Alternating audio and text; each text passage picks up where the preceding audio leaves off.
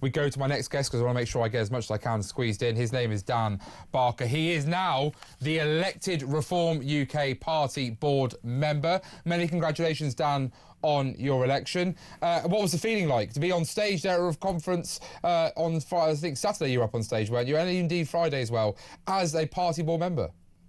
Well, thank you for having me on, Jonathan. And yes, it was my first time on stage, and I really enjoyed it. And I thought I got quite a good response, as we all did, from the audience.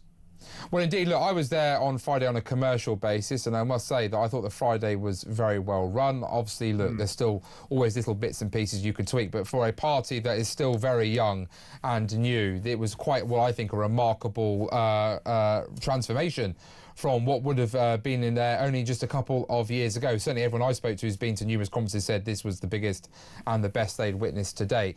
There are some, obviously, attacks coming regarding this Saturday. Some people saying Lucy Connolly shouldn't have been platformed. She is, at the end of the day, was convicted for inciting racial hatred, albeit I'm sure you and I, Dan, will accept the fact that she was given, I think, very poor legal advice. And even though that tweet of hers was disgusting and deplorable, she herself acknowledges that the sentence she received was totally and unreservedly ridiculous when it comes to people like Hugh Edwards at the same time, who's literally now a convicted paedophile, never was held on remand and never even saw a day behind bars. But this doctor, I've obviously stirred some people on on our text today who did say, I think, some unpleasant things about King Charles.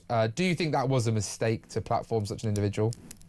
Well, I didn't watch his speech. I mean, I spent most of my time. I missed a lot of things I wanted to watch. I was talking to members and people, who'd voted for me and was saying hello and I was saying thank you.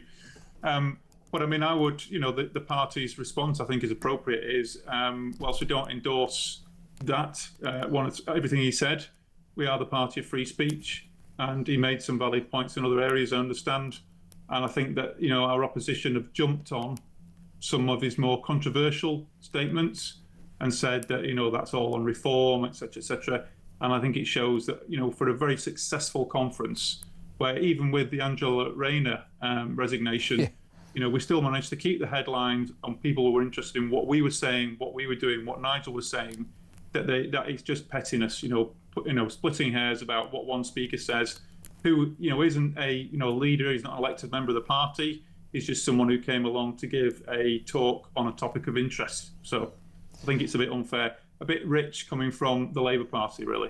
Well, indeed. I mean, what's quite interesting, Dan, is obviously Nadine Dorries, I think, really did obviously cause a lot of people to raise an eyebrow. No one, I think, saw that defection coming. Are you happy to see Nadine Dorries cross the floor and join Reform UK?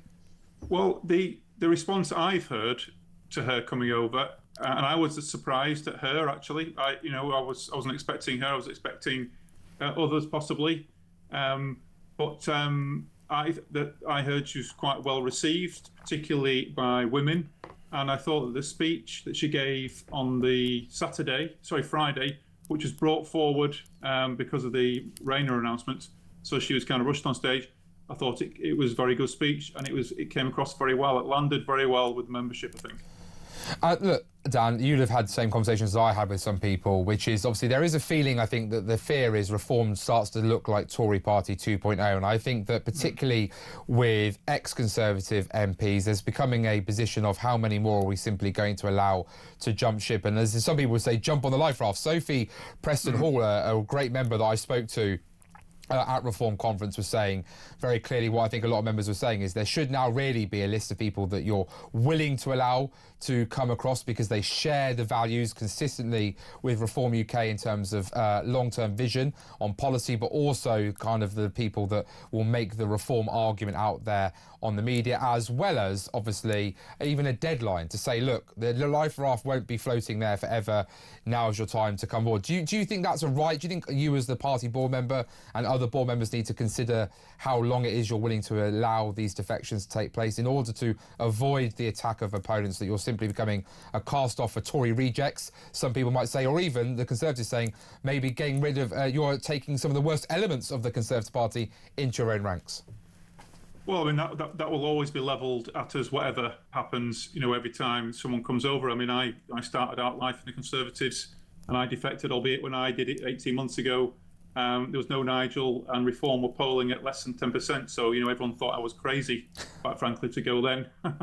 But I've been proven wrong on that point. So, but I don't know. I think you've got to look on a case-by-case basis. There are some genuine right-wing Tories who are, sort of in a party where I think they're outnumbered by what I would call Liberal Democrats, One Nation Tories, who dominate the group and dominate the way the party's run. So I think there are some people who would add value.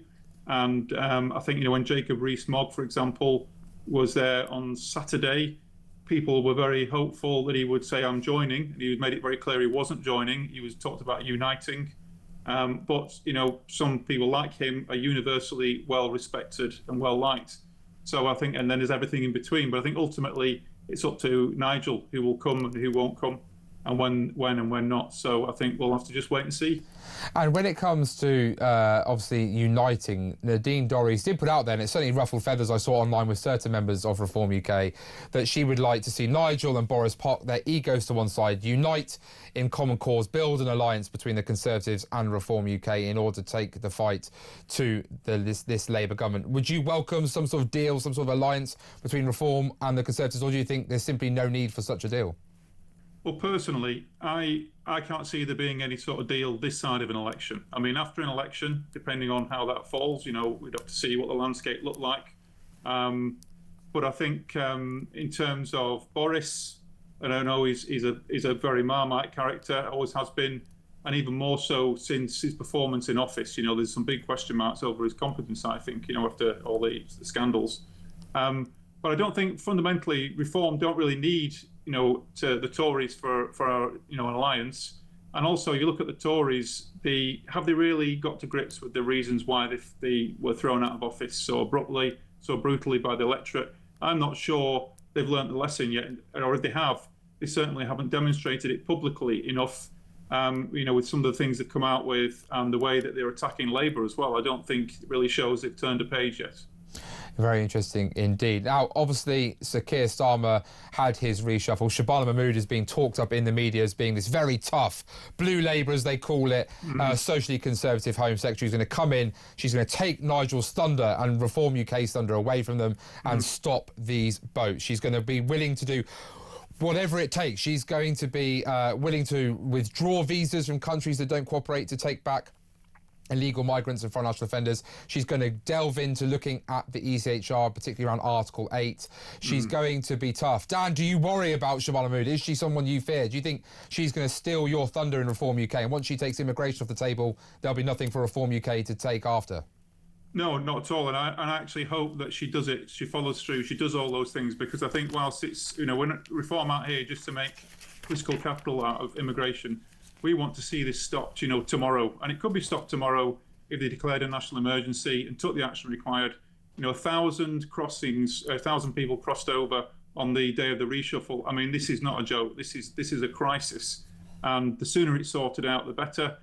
Even if Labour sorted out the immigration problem by the end of next week, I think we would still be polling at this level, because everything needs so much work. The country's broken.